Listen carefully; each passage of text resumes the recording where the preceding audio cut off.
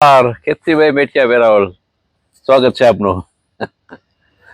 એક જમાનામાં અકબર બીરબલને કીધું કે આસ્થા મોટી કે દેવ મોટો? દેવ. બીરબલ કીધું આસ્થા મોટી. અકબરે કીધું ના હાલે, પુરાવો કરો. બીરબલે કીધું 1 મિનિટનો ટાઈમ આપો તમે મને, પછી તમને એનો હિસાબ કિતાબ કરી દઉં તમે એનો. 1 મિનિટ ટાઈમ આપ્યો એને અકબરે. બીરબલે બાજુમાં ગામને નાકે જઈને એક ખાડો કર્યો, ડેરી જેવું બનાવી નાખ્યું, ડેરી જેવું, હાઈ ક્લાસ ડેરી જેવું.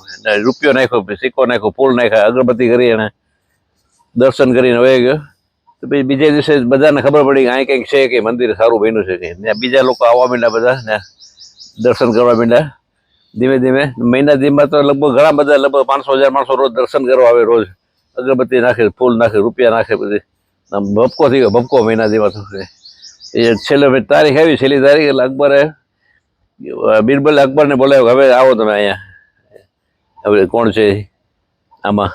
એટલે અકબર આવ્યા કે હવે બતાવો, તારો આ મહિનો પૂરો થયો, તારું શું આસ્થા છે કે દેવ મોટો? એટલે તરત બીરબલે મજૂરને બોલાવ્યા, ખાડો કરાવ્યો એને, બધી ડેરી ખાલી કરી નાખી, આખી બધી ખાડો કરી નાખ્યો. એમાં 1-2 ફૂટ ખાડો ખોદ્યો, એમાં મરેલો ગધેડો નીકળ્યો.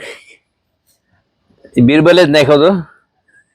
પછી શ્રદ્ધા, માણસોને અંધશ્રદ્ધા એવી બેસી ગઈ કે આમાં ભગવાન છે આમાં.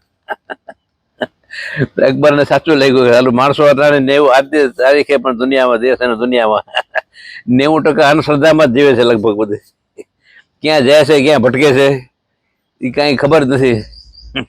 અંધશ્રદ્ધા જ છે. એટલે જીસસ નજીક આવી ગયા, જીસસ ક્રાઇસ્ટ નજીક આવી ગયા. એનું કહેવા નહીં હતું કે તમારામાં જો શુભ ભાવના હોય, શુભ ભાવના, તો તમારે બીજું કાંઈ કરવાની જરૂર નથી. તમારી ભક્તિ જ છે, શુભ ભાવના છે, ભક્તિ જ છે તમારી. પછી બીજી આડાવડે જવાની જરૂર નથી તમને. તો આ સાયન્સ છે, સાયન્સ. આ સાયન્સ જો પકડાઈ જાય અંધશ્રદ્ધાનું, તો શરીરમાં ઘણા બધા રોગ નીકળી જાય, શરીરમાંથી ઘણા બધા રોગ નીકળી જશે. જ્યાં ત્યાં ભટકે છે આપણે બધું બહાર, એમાં કાંઈ કલ્યાણ નહીં થાય. એમાં અંધશ્રદ્ધા જ છે બધી. શુભ ભાવના એક બહુ સારું સૂત્ર આપ્યું એને, શુભ ભાવના હશે દરેક જીવનમાં, તો એ ભક્તિ ને મોટા મોટી સાધના જ છે, મોટા મોટી સાધના. એમાં કોઈ વચમાં આવે જ નહીં કોઈ. એને જીવન એની માટે સરળ થઈ જાય, સરળ.